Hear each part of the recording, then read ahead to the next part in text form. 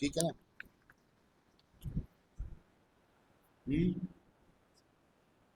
کیا فرما رہے ہیں؟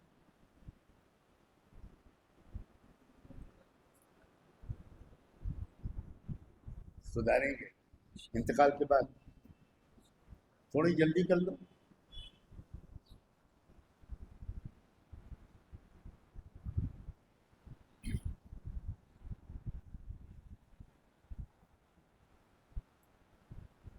دونوں غیر مسلم تھے.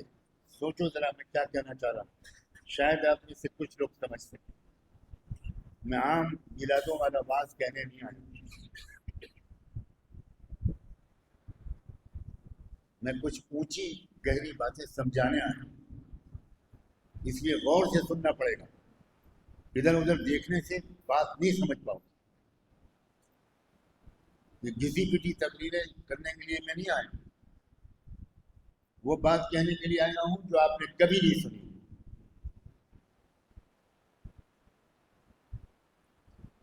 دونوں غیر مسلم طاقتیں ٹکرا رہی ہیں اور صحابہ چاہ رہے ہیں کہ ایک جیت جائے ایک ہار جائے، کیونکہ ایک کی دشمنی زیادہ ہے اور ایک کی دشمنی کم ہے یا ہے ہی نہیں.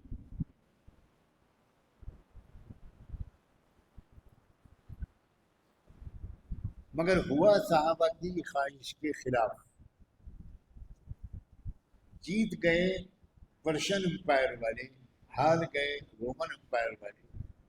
جیت گئے بت پرست اور مورتی پوجا والے، ہار گئے نبیوں اور خدا اور آخرت کو ماننے والے.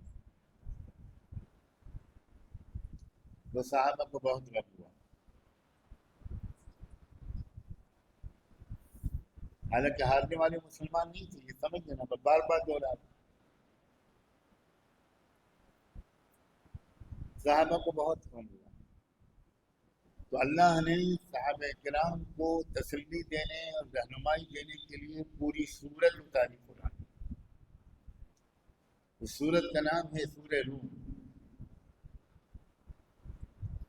جس کو اللہ نے یہاں سے شروع کیا کہ الف لام میم غلبت الروم فی ادنی الارض وهم من بعد غلبهم سيغلبون في بضع سنين ولله الامر من قبل ومن بعد ويومئذ يفرح المؤمنون ولله الامر من قبل. کیا مطلب اس کا؟ اللہ نے قرآن میں فرمایا کہ ابھی اس وقت اس جنگ میں رومن امپائر والے ہار گئے ہیں. یہ قرآن بتا رہا ہے، یہ روزنامہ اخبار کی خبر نہیں ہے، قرآن یہ خبر دے رہا ہے صاحب. حالات سے واقف رہنا یہ قرآن سکھاتا تھا، بے خبر مت رہو. سیاسی حالات سے، ملکی حالات سے اور عالمی حالات سے قرآن واقف کراتا تھا مسلمانوں کو. آج علماء بھی واقف ہیں.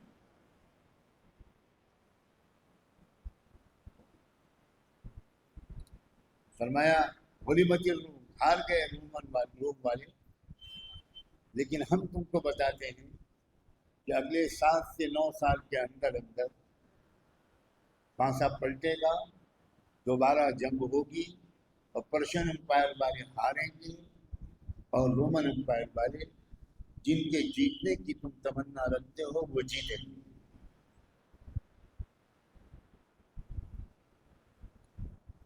بات یہ بھی تھی کہ مکے کے جو مشرکین تھے وہ چاہتے تھے کہ پرشین امپائر والے جیت جائیں، کیونکہ وہ بھی مورتی پوجا کرنے والے، یہ بھی مورتی پوجا. اور صحابہ چاہتے تھے کہ رومن امپائر والے جیتے. ہو گیا الٹا.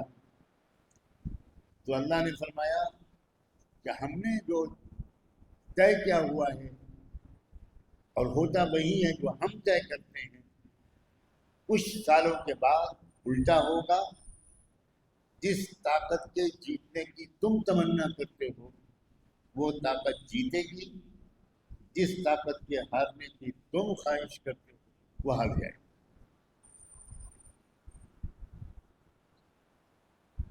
مقابلہ مسلمانوں اور مشرکین کے درمیان نہیں تھا، دونوں غیر مسلم تھے، لیکن ایک کا زہر بہت کم تھا، ایک کا زہر بہت زیادہ تھا۔ ایک بڑی گمراہی برائی تھی، ایک چھوٹی برائی اور گمراہی، سمجھ رہے ہیں؟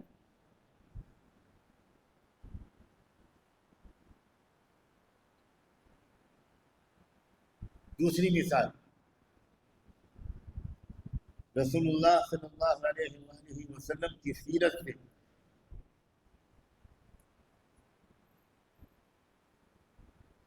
جب مکے میں بہت ظلم و ستم ہونے لگا، کچھ صحابہ کی برداشت سے بعد، تو آپ نے کہا کہ تم لوگ ملک حبشہ چلے جاؤ۔ حبشہ مسلمان ملک نہیں تھا، حکومت مسلمان نہیں تھی، وہاں کا بادشاہ نجاشی عیسائی تھا، لیکن اتنا تعصب، اتنی نفرت، اتنا ظلم نہیں کرتا تھا بالکل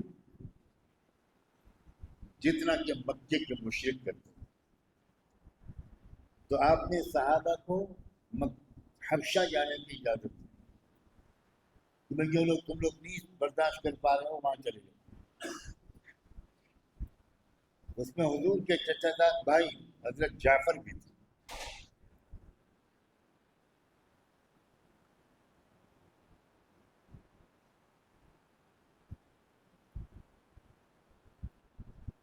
وہاں صحابہ پہنچے تو بادشاہ نے اچھا معاملہ کیا۔ اتفاق کی بات یہ ہوئی کہ اس حکومت کی جنگ ہو رہی تھی ایک دوسری حکومت سے، دونوں غیر مسلم، لیکن ایک کٹر پنتھی بہت ظالم، اور یہ جو عیسائی بادشاہ تھا یہ نرم تھا، قریب تھا۔ تو صحابہ کرام نے اس غیر مسلم حکومت کو بچانے کے لیے جنگ میں حصہ لیا۔ سمجھ رہے ہیں آپ حضرات؟ اس کی طرف سے لڑے صاحب، اور دلچسپ بات یہ تھی کہ سمندری جنگ تھی، مکے کے قریب کوئی سمندر نہیں ہے، سمندری جنگ کا کوئی تجربہ صحابہ کو نہیں تھا، مگر اس کے باوجود حضرت جعفر نے صحابہ کرام کو بٹھا کر اپنے ساتھیوں کو مشورہ کیا کہ ہمیں کیا کرنا چاہیے، ہم غیر جانبدار رہیں، نہ اس کا ساتھ دیں نہ اس کا ساتھ، نہ اس سے لڑیں نہ اس سے لڑیں۔ تو صحابہ نے رائے دی کہ نہ، اس شخص نے ہمارے ساتھ اچھا معاملہ کیا، ہم مکے سے بھاگ کر آئے، ہم کو یہاں پناہ دی، عزت کے ساتھ ٹھہرایا، ہمیں ظلم و ظالموں سے بچایا، ہماری عورتیں یہاں آ کر محفوظ ہو گئیں، تو ہمیں اس کا ساتھ دینا چاہیے۔ علماء اور تبلیغی احباب اگر بیٹھے ہوں تو حیات الصحابہ پڑھیں، پورا واقعہ حیات الصحابہ میں لکھا ہوا ہے۔ مجھے علماء سے سخت شکایت ہے کہ انہوں نے مطالعہ کرنا بند کر دیا، ان کا علم ٹھہر گیا، بالکل ٹھہر گیا، اس لیے وہ تازہ رہنمائی، تازہ حالات کے مطابق امت کو دے ہی نہیں پاتے۔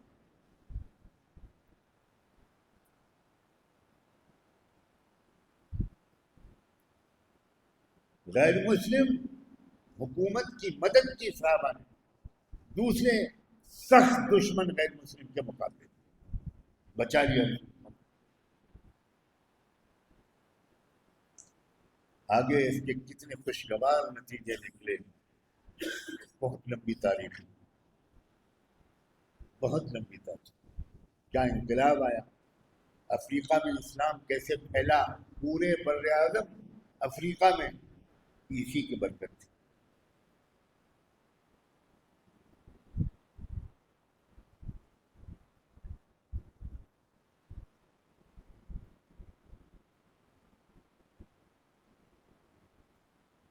اس وقت ہمارے ملک میں جو حالات ہیں، انہیں قرآن اور حدیث کی روشنی میں عمل کرنا ہے، لیکن مشکل یہ ہے، میں واقعی اتنی تکلیف محسوس کرتا ہوں۔ اللہ کا کرم ہے کہ اللہ کی توفیق سے میرے والد دوسرے بزرگوں کی تربیت کے نتیجے میں موجودہ حالات ملکی اور عالمی کو قرآن کی روشنی میں سمجھتا ہوں، اور قسم کھا کے کہتا ہوں کسی گاؤں میں پیش آنے والا، کسی پنچایت میں کوئی پیش آنے والا کوئی مسئلہ ایسا نہیں ہے جس کا حل قرآن میں اور رسول اللہ کی رہنمائی میں موجود ہے۔ یہ ہماری بیوقوفی، حماقت، جہالت، سستی اور کاہلی ہے، بے وفائی ہے کہ ہم قرآن پر غور نہیں کرتے۔ ہم تو قرآن کو ایصال ثواب کے لیے پڑھتے ہیں، قرآن خوانی ہوتی ہے۔ قرآن پڑھنے کے لیے کسی کا مرنے کا انتظار کرتے ہیں۔ لا حول ولا قوة الا باللہ۔ میں خالص قرآن کے طالب علم ہوں، علمی دنیا کا آدمی ہوں، لیکن میں تڑپ کر اپنے بزرگوں کے نقش قدم پر چلتے ہوئے، کیا حضرت مدنی سے بڑا بھی کوئی عالم تھا؟ انہوں نے سیاست میں کیوں حصہ لیا؟ کیوں بار بار جیل گئے؟ وہ ڈرے نہیں کسی حکومت سے؟ آج ہم سب ڈرے ہوئے۔ وہ انگریز حکومت تو پھانسی میں لٹکاتی تھی، موجودہ حکومت کی ہمت ہے کہ کسی عالم کو پھانسی میں لٹکاتی۔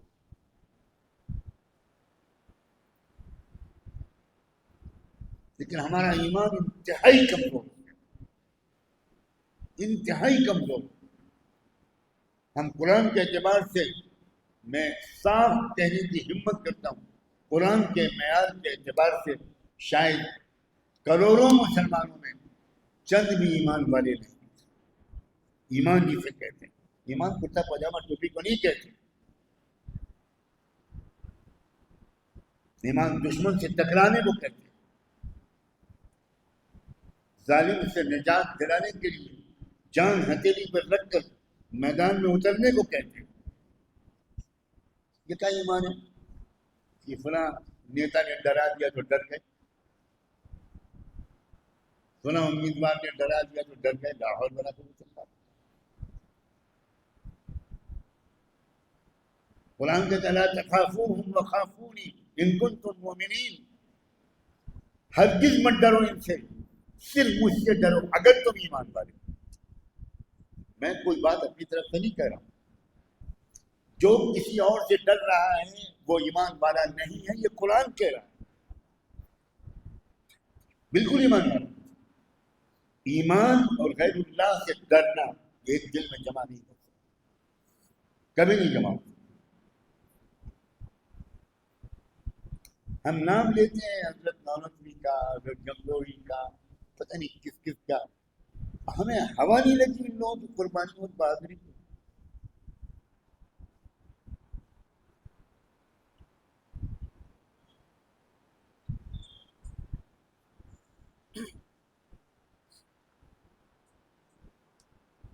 ہمارا ملک کے اکثر عوام ظلم سے تنگ آ چکے ہیں، آپ کو خبر ہو یا نہ ہو۔ عوام، مسلمان نہیں کہہ رہا، ملک کے اکثر کسان تنگ آ چکے،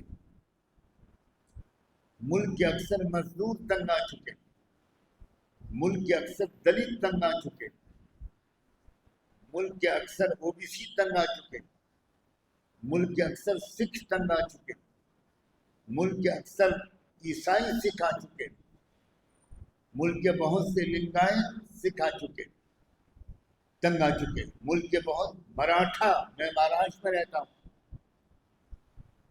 میں لکھنؤ کا، لیکن پچھلے 17 سال سے میرا قیام مہاراشٹر میں ہے، مراٹھا تنگ آ چکے، ابھی ہم ہی ڈرے ہوئے۔ لا حول ولا قوت الا باللہ۔ تو کس اللہ پر ایمان رکھتے ہیں؟ جو اللہ حادثے سے کمزور ہے؟ کیوں میں جواب دوں؟ میں جواب چاہتا ہوں، کیوں بھائی؟ میں گونگے بہروں سے نہیں بات کر رہا، اللہ طاقتور ہے یا حادثے؟ واقعی جھارکھنڈ میں بھی اللہ ہی طاقتور ہے، مجھے تو نہیں محسوس ہوتا ہے یہاں، مجھے تو یہ محسوس ہوتا ہے یہ ہمارے ساتھی موجود ہے مجھے یہ محسوس ہوتا ہے کہ جھارکھنڈ میں اللہ کمزور ہے، JNM طاقتور ہے، آپ کے شہر کا بدماش نیتا طاقتور ہے، اس خبیث کا نام بھی لینا چاہتا ہوں، مسجد لعنہ اللہ وخذلہ، آمین بھی نہیں کہہ پا رہے ہمارے ڈر کے، یہ ڈر کا حالت. جو علماء دعا سمجھ رہے ہیں عربی والی وہ بھی آمین نہیں کہہ رہے، تو جو سمجھ رہے ہیں وہ سمجھنے کی وجہ سے آمین نہیں کہہ رہے، جو نہیں سمجھ رہے وہ نہ سمجھنے کی وجہ سے آمین. نتیجہ دونوں کا ایک ہی، واہ واہ واہ، آکسیجن ہائیڈروجن. کیا ڈر ہے یار، میں نے ملک میں اتنا ڈرپوک علاقہ نہیں دیکھا، معاف کرنا بھائی، ہاں اتنا ڈرپوک علاقہ میں نے ملک میں نہیں دیکھا. کیوں؟ صرف ڈالنا کھاتے ہیں آپ دیسی کے نہیں کھاتے؟ کیا ہو گیا یار؟ لا حول ولا قوة.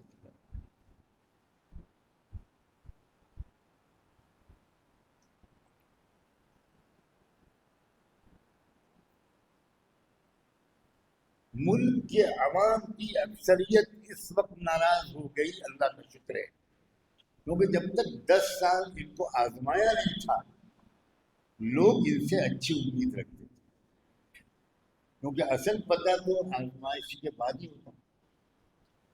تو مودی اور امت شاہ کی جو سرکار ہے یہ اللہ کی طرف سے ان کے کپڑے اتروانے کے لیے ہم پر مسلط کی گئی. ان کی حقیقت اب کھلی ہے، جب تک یہ اپوزیشن میں تھے تب تک لوگ ان سے اچھی امیدیں رکھتے تھے. لوگ سمجھتے تھے کہ بھائی بدماش ہے کانگریس اور یہ لوگ آئیں گے، تو انہوں نے بڑے شاندار وعدے کیے تھے. انہوں نے کہا تھا کہ 15 لاکھ روپے ہر ایک کے اکاؤنٹ میں آئیں گے. اب جھارکھنڈ والوں کے اکاؤنٹ میں 15 لاکھ آ جائے تو دنیا ہی پہ جنت آ جائے. سب نے جی بھر کے ووٹ ڈالا. بسم اللہ الرحمن الرحیم، نیت کرتا ہوں میں کمل پر مہر لگانے کی، واسطے 15 لاکھ.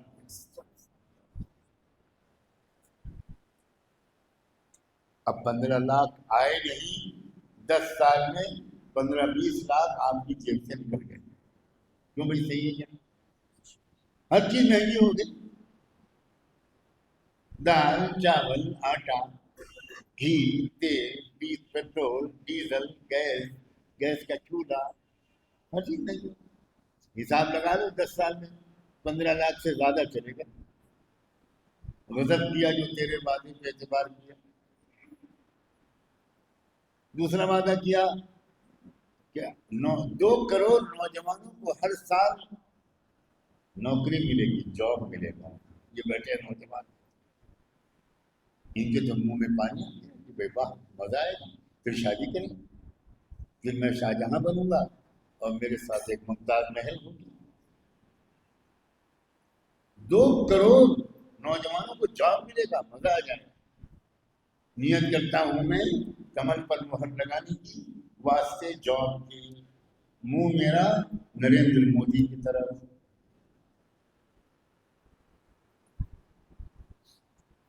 دو کروڑ جاب ملنے کے بجائے 10 سال میں 3.5 کروڑ نوجوانوں کی جاب چلی گئی.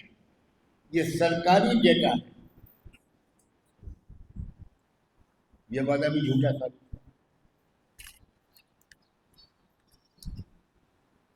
تیسرا وعدہ کیا انہوں نے کہ کسانوں کی آمدنی دگنی ہو جائے.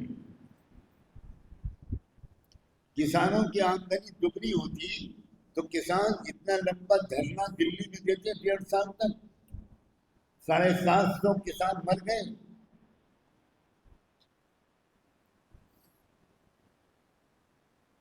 میں تو دنگے کی چوٹ پر کہتا ہوں، خدا کرے کوئی اولمپک ٹورنامنٹ دنیا میں جھوٹ کا ہو تو ہمارا دیش پہلا انعام لے کر آئے گا، پکی بات. کوئی بڑے صاحب سے بڑھ کر جھوٹا اس آسمان کے نیچے کئی صدی سے پیدا نہیں.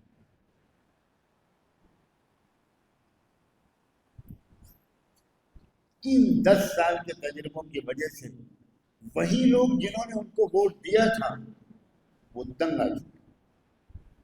اس لیے سمجھو کہ یہ تبدیلی کا وقت ہے. جب توا گرم ہوتا ہے تبھی روٹی ڈالی جاتی ہے. اس وقت بھی آپ نے نہ سمجھا تو آپ سے بڑھ کر بے عقل اور بے خبر کوئی. بالکل پورے ملک کے عوام، میرا تعلق اللہ کا شکر ہے، میں صرف مسجد و مدرسے کا آدمی نہیں، دلت لیڈرشپ سے میرا تعلق ہے، گہرا تعلق. بڑے بڑے دلت لیڈر میرے پاس مشوروں کے لیے، آدیواسی لیڈر دن آ کر میرے ساتھ بیان کرتے ہیں، پورا نقشہ بناتے ہیں. آسام میں کیا کریں، مدھیہ پردیش میں کیا کریں، مہاراشٹر میں کیا کریں.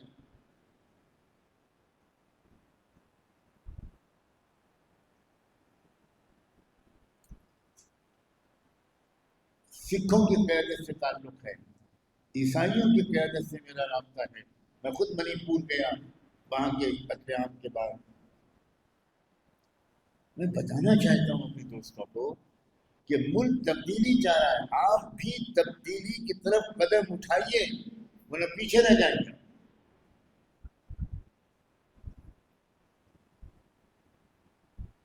یہ خوف، یہ تردد، یہ تردد، یہ ایک قدم آگے 10 قدم پیچھے جو یہاں ہے اس سے نکلیے. اور یہ یہاں کیوں ہے میں اس کی وجہ بتاتا ہوں. دیکھیے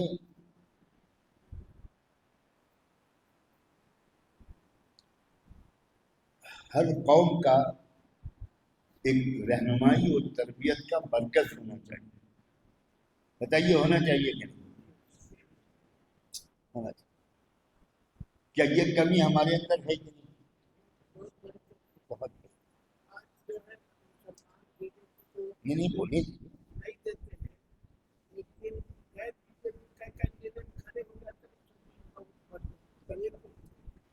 ہماری قوم کی امت کی تربیت کا ایک مرکز ہونا چاہیے. مسجد نبوی صرف نماز کا مرکز نہیں تھی، ہر طرح کی رہنمائی صحابہ کرام کو رسول اللہ صلی اللہ علیہ وسلم سے روزانہ اور ہفتے میں جمعے کے دن ملتی تھی اور ہر موقع پر وقت کے تقاضے کے مطابق ملتی تھی. جو سب سے بڑی کمی ہے وہ خاص طور پر آپ کے صوبے، میں پچھلی دفعہ آیا تھا تو کہہ کے گیا تھا مگر آپ لوگوں نے عمل نہیں کیا، بھول گیا مجھ کو، کیونکہ آپ وقتی تقریر سمجھتے ہیں میری باتوں. میں وقتی مقرر نہیں ہوں، میں جلسوں کا مقرر نہیں ہوں.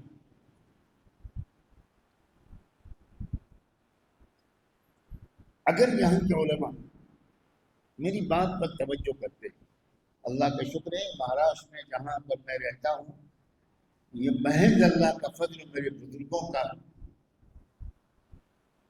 توجہ، دعا اور ان کی بات کے مان لینے کی برکت ہے کہ میں ایک چھوٹے سے گاؤں میں بیٹھا ہوں مہاراشٹر میں، جس گاؤں کا نام بھی مہاراشٹر کے لوگ نہیں جانتے. وہاں ایک ایسا مرکز بن گیا کہ پورے ملک سے، مختلف صوبوں سے علماء، دانشور حضرات، پروفیسر، مسلمان، غیر مسلم وہ آتے ہیں، کئی کئی دن ٹھہرتے ہیں اور ایک جامع تربیت، ایک جامع قسم کی رہنمائی مختلف نشستوں میں ان کی خدمت میں پیش کرنے کی کوشش کی جاتی ہے، ہر پہلو سے، جس میں سیاست بھی شامل ہے،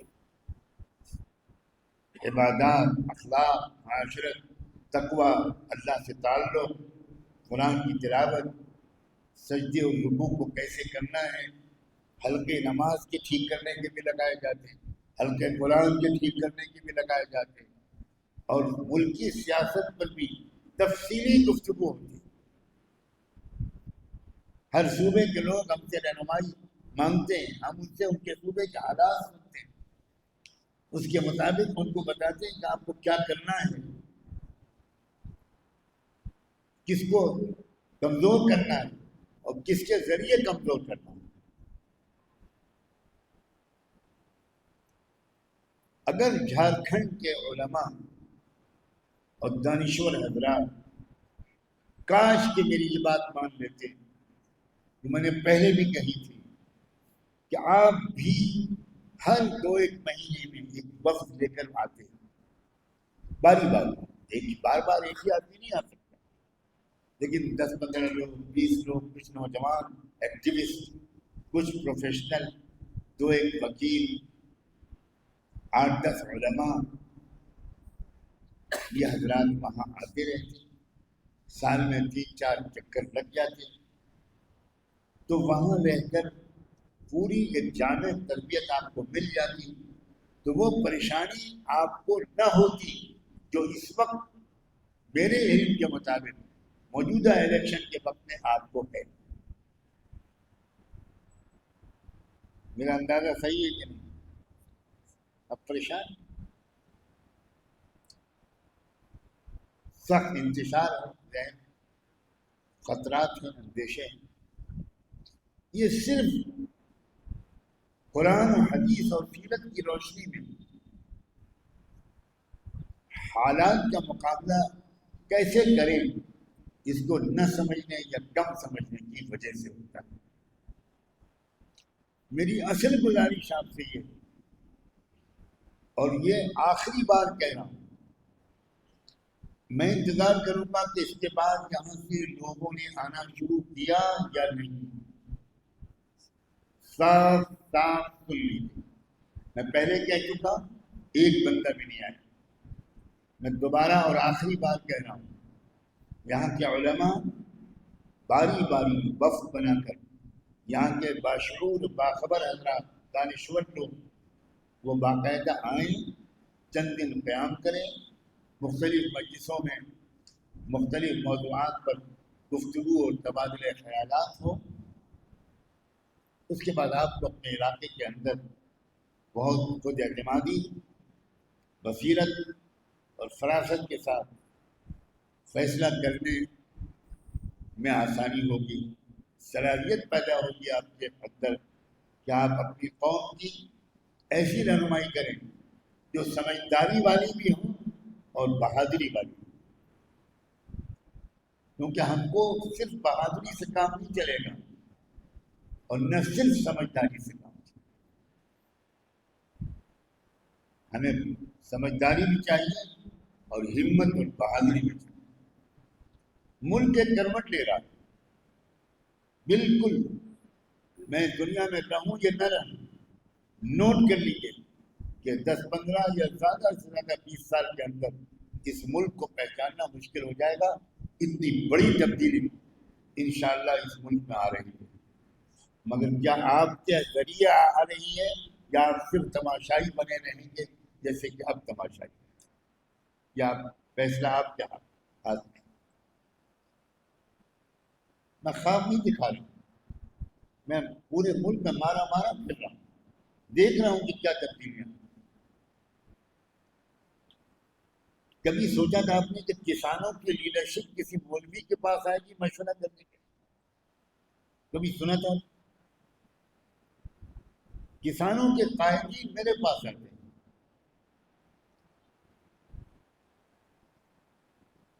وہاں کسانوں کی قیادت 2 طبقے کے لوگ کرتے ہیں، ایک سکھ قوم کر رہی ہے، ایک جاٹ قوم کر رہی ہے۔ جاٹ اور سکھ دونوں مسلمانوں کے کٹر دشمن تھے، خبر تو ہوگی آپ کو۔ ابھی پرانی بات، بہت پرانی بات نہیں ہے، 11 سال پہلے 2013 میں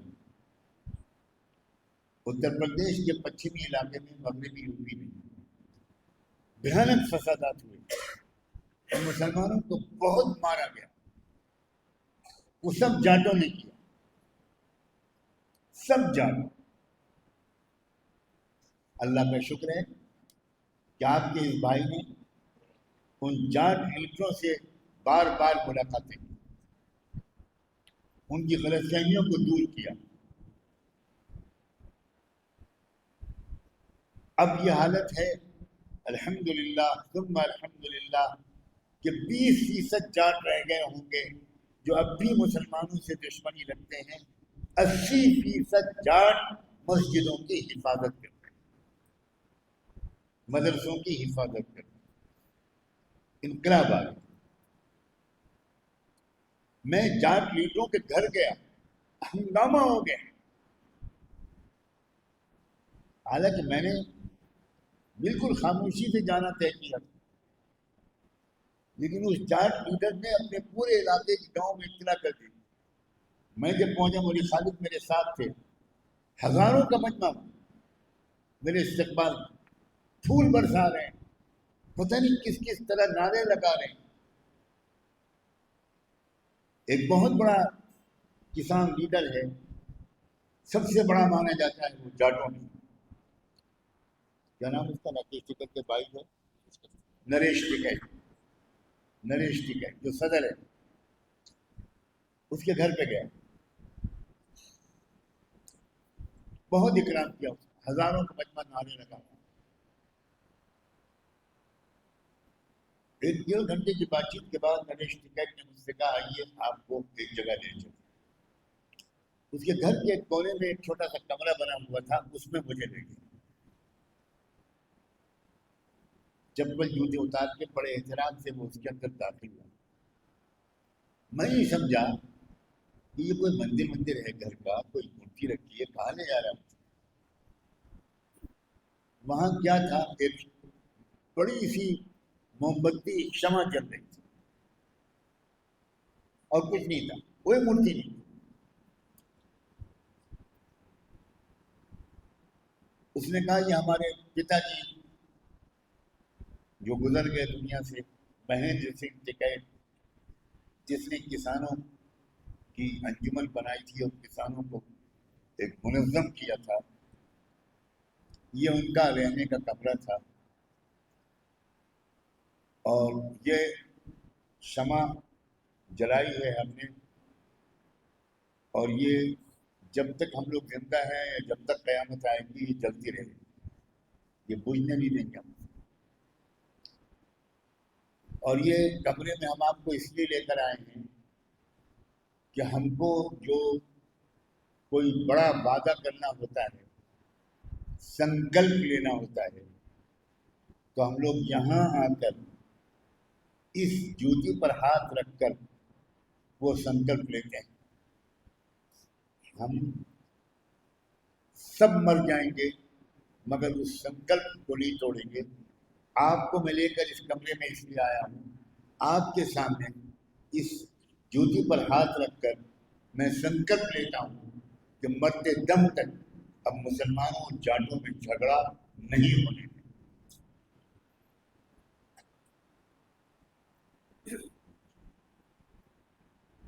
کیا کیا سناؤں آپ کو. میں کتنا اصرار کرتا رہا کہ بھائی آپ آؤ میرے پاس, آپ کے آنے سے میری عزت نہیں بڑھے گی, میری مشغولیت بڑھے گی, لیکن میں کچھ سمجھاؤں آپ کو, کچھ سیکھیں آپ. ایک مرکز سے جڑے بغیر کیا آپ اپنے اپنے علاقے میں رہ کر اتنی گہری تربیت حاصل کر سکتے ہیں؟ کیوں جواب نہیں دے رہے آپ؟ کم سے کم اب اس کمی کو دور کریں گے انشاءاللہ, اس غلطی کو کی تلافی.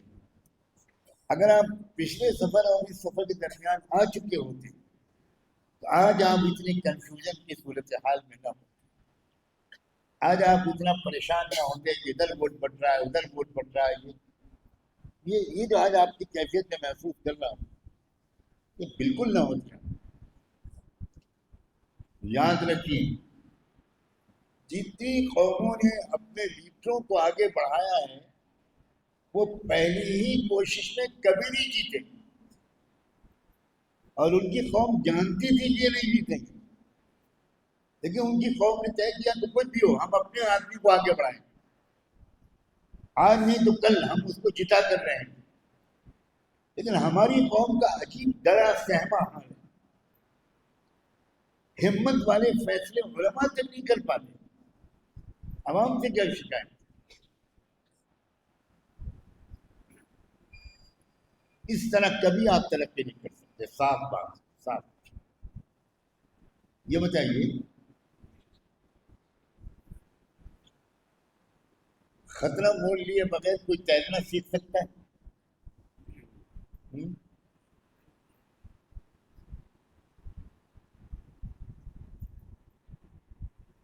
خطرہ تو مول لینا پڑتا ہے، رسک تو لینا پڑتا ہے. جس کوچ سے آپ تیرنا سیکھنے کے لیے جاتے ہیں وہ کیا کرتا ہے؟ آپ ڈرتے گھبراتے ہیں، وہ آپ کو پھینک دیتا ہے پانی میں، اچھال دیتا ہے، اور آپ ڈرتے سائن کے اندر گھس جاتے ہو، گو کرنے لگتے ہو، سوال لیتا ہے. اور تھوڑی دیر کے بعد آپ خود تیرنا تھا. جب سائیکل چلانا پہلے سیکھا تھا کوئی لڑکا بتائے تو ہاتھ کانپے تھے کہ نہیں؟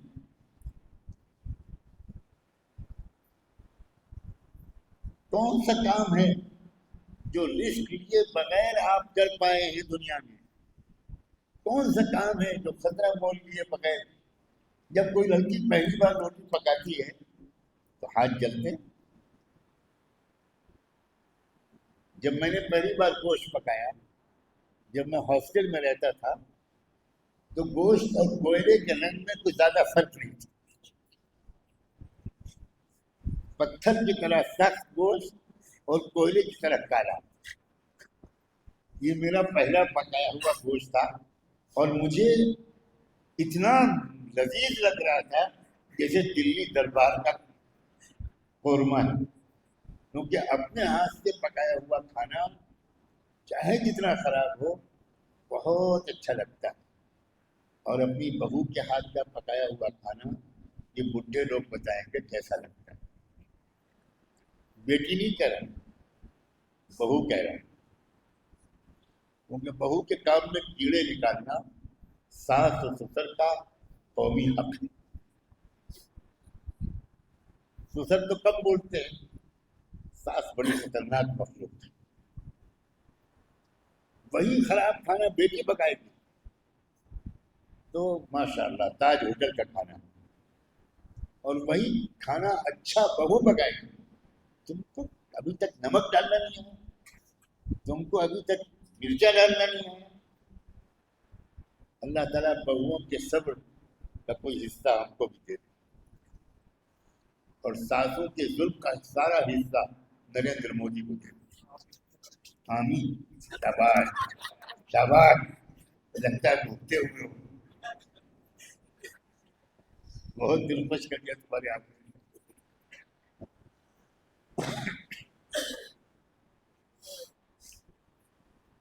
ہمت سے کام لو.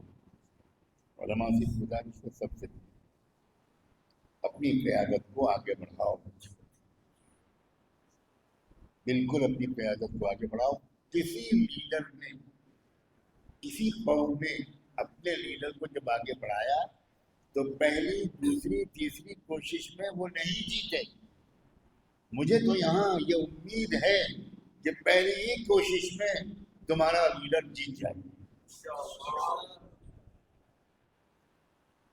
مگر لیڈر بنے، لیڈر زیادہ شریف ہے تمہارا، اور تم اس کی شرافت سے فائدہ اٹھا.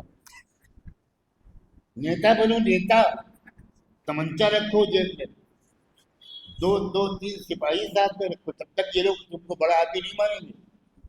ہاں، شرافت کی کوئی قدر نہیں ہے جھارکھنڈ میں. گنڈا گردی تو مت کرنا لیکن دبنگ بنو. ہاں، ایک تماچا ادھر سے مارو، دو لاتوں ادھر سے مارو، سب لوگ کہیں گے کاشف رضا زندہ باد.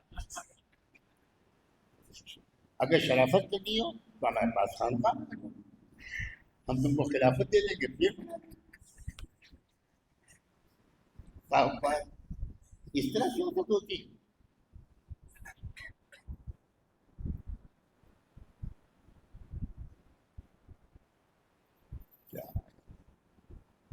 جب ڈر بٹ رہا تھا اللہ نے کیا تو جھارکھنڈ کے لوگ لائن میں سب سے آگے تھے. غلطی سے آگے چلے گئے، سمجھ رہے تھے کہ جلیبی ملے گی، وہاں ملا تھا ڈر. سب ڈر مل گیا، خوف ڈر.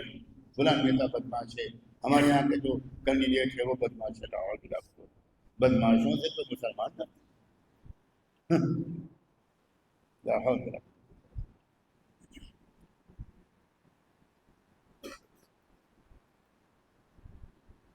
بندر کو دیکھا ہے کبھی؟ کبھی نہیں دیکھا؟ بندر ہی بندر اس ملک میں اور ہے کون؟ اور ڈاروین نے تو کہا ہے کہ تم سب بندر کی اولاد۔ میں نے انگلینڈ کی یونیورسٹی میں تقریر کی، لیڈس یونیورسٹی میں، ہمارے بغل میں بیٹھے ہوئے تھے فزکس کے ڈپارٹمنٹ کے ڈین، اور انگریز طلبا اور لڑکیوں کا بہت بڑا مجمع تھا، انگریزی میں میری تقریر تھی، تو میں نے ڈاروین کے بارے میں کہا کہ بھئی ڈاروین کی اولاد جو ہوں ان کو ان کا رشتہ مبارک، بٹ وی آر ناٹ۔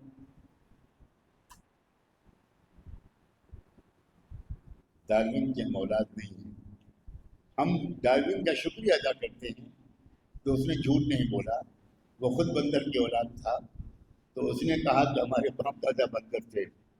ہاں وہ سچ بولا، ٹھیک ہے، وہ بالکل ٹھیک ہے، مگر ہم بتائیں گے کہ ہمارے باپ دادا کون تھے؟ وہ کون ہوتا ہے بتانے والا کہ ہمارے باپ دادا؟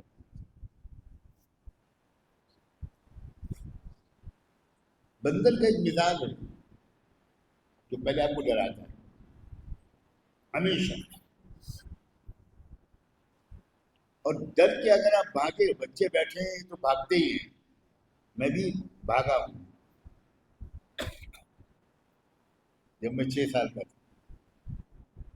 تو جب آپ اسے ڈرتے ہیں تو وہ آپ کے اوپر چڑھتا ہے، اور جب آپ اس کو اٹھا کے مارنے کی ایکٹنگ کرتے ہیں تو بھاگتا ہے۔ یہ دلی میں بیٹھے ہوئے لوگ سب، ان کا درمیان ننیال سسرال سب بندر ہیں،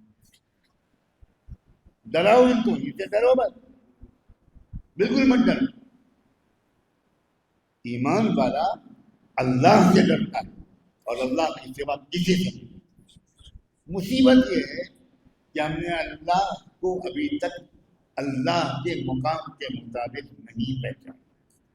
اصل ہماری ساری پریشانیوں کا سبب یہ واقعی ہم نے اللہ کو نہیں پہچانا۔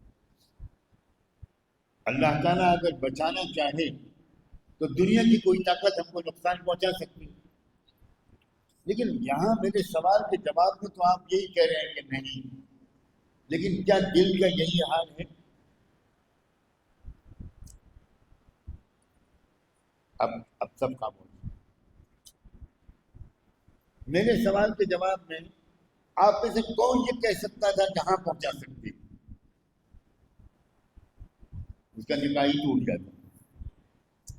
تو نکاح کو سالم رکھنے کے لیے آپ نے جواب دیا کہ نہیں پہنچا سکتا، وہ بھی نکاح کو بچانے کے لیے جو بہت مشکل سے ملی، لیکن دل کا کیا حال ہے؟ یہ کر لے گا، وہ ہمارے ساتھ یہ کر لے گا، بلڈوزر چل جائے گا، یہ ہو جائے گا، وہ ہو جائے گا۔ کون کرے گا بھائی؟ اگر اللہ نہیں چاہے گا تو ہوگا، اور اللہ چاہے گا تو کوئی بچا نہیں گا۔ یہی ایمان ہے جس کی کمی ہے، اور اس ایمان کی کمی کا اثر نمازوں پر بھی ہے، اخلاق پر بھی ہے، کاروبار پر بھی ہے، سیاست پر بھی، گھریلو زندگی کے اثر، گھریلو زندگی پر بھی ایمان کی کمی کا اثر۔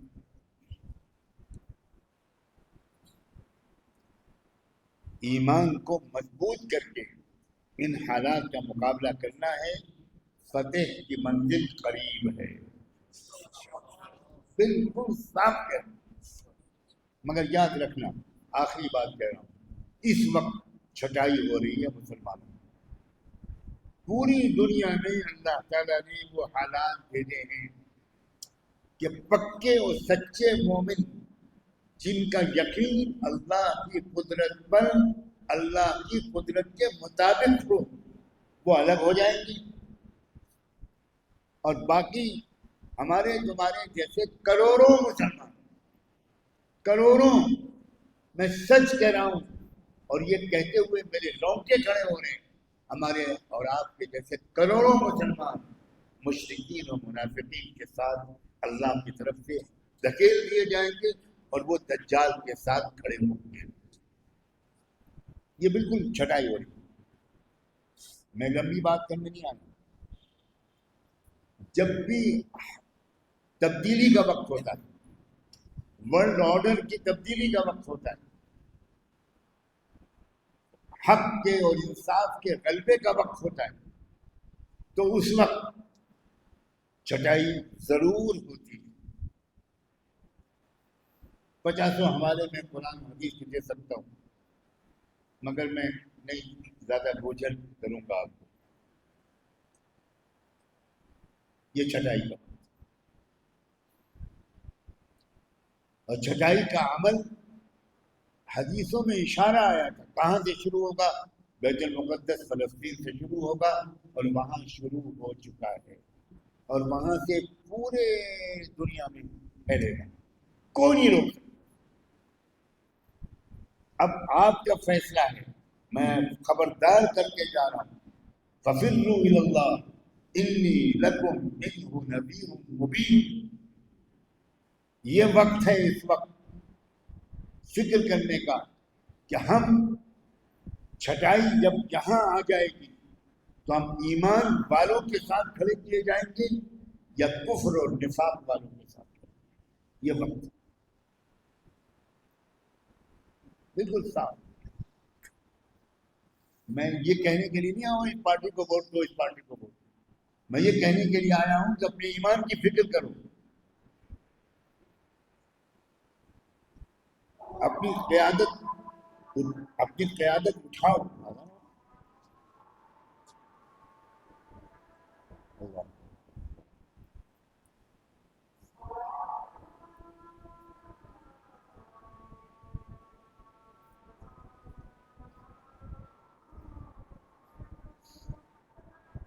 اللہ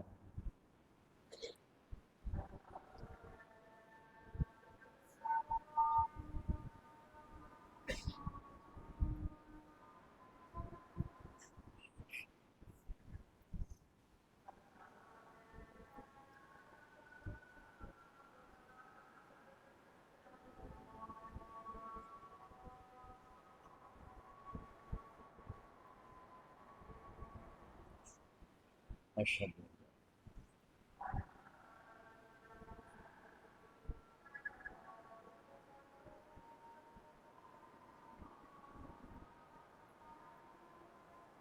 ماشاء اللہ۔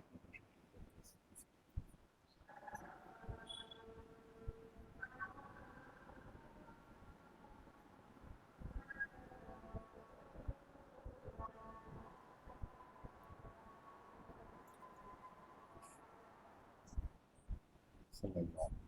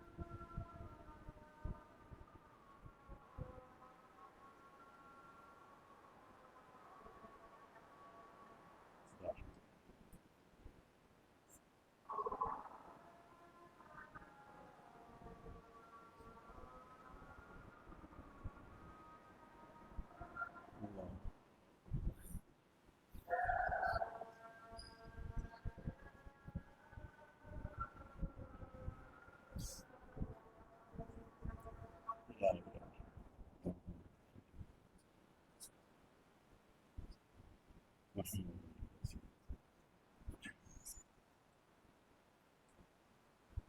بس میں اپنی بات مکمل کر چکا، اپنی قیادت کھڑی کیجیے، ہمت سے کام کیجیے، بالکل مت ڈریے، ایک نئی قیادت اس ملک میں اٹھانے کی میں بھرپور کوشش کر رہا ہوں۔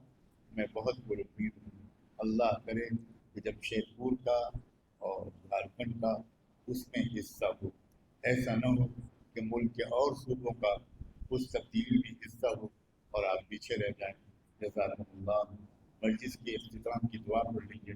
سبحان اللہ وبحمدہ، سبحانک اللہم وبحمدک، نشہد ان لا الہ الا انت، نستغفرک ونتوب الیک۔ مجھے ابھی فوراً جانا پڑے گا۔ میں یہاں نماز نہیں پڑھ سکوں گا. آپ اپنی بات کو مکمل کر لیجیے. اگر آپ کچھ کہنا چاہتے ہیں تو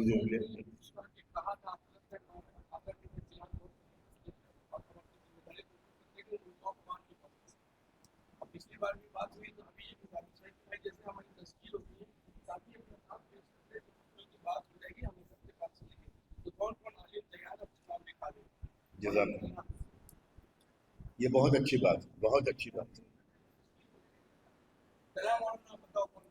خالی نام لکھا دیجیے, بعد میں وقت آپ لوگ خود طے کریں. آپ کا ہے نا شاداب صاحب بھی ہے ٹھیک